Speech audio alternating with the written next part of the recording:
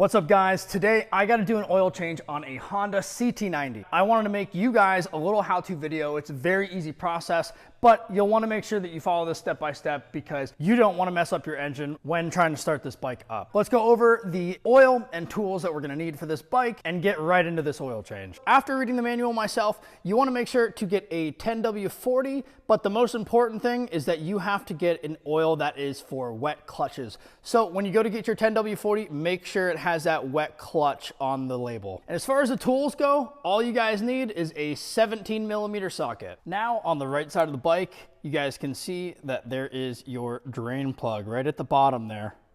Now with your 17mm, you're gonna go ahead and just take this bolt off from the bottom.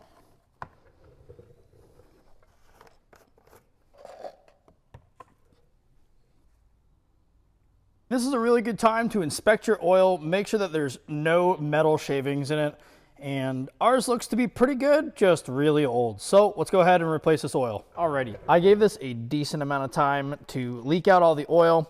Gonna go ahead and just clean the surface area of where that plug goes, put that back in, and tighten everything back down. So when referencing the manual, it says that we need 0.9 liters, which is basically 900 milliliters. So we're gonna go ahead and just fill this up. This makes my job a little easier. And that is roughly how much oil is going into this bike. On the right side of the motor is gonna be the area that you're gonna fill the motor with. And you can also check the amount of oil you have inside. And again, we're putting in 0.9 liters, which is 900 milliliters of oil. And then just simply reinstall your cap. And there you guys go. That's how you do an oil change on a Honda CT90.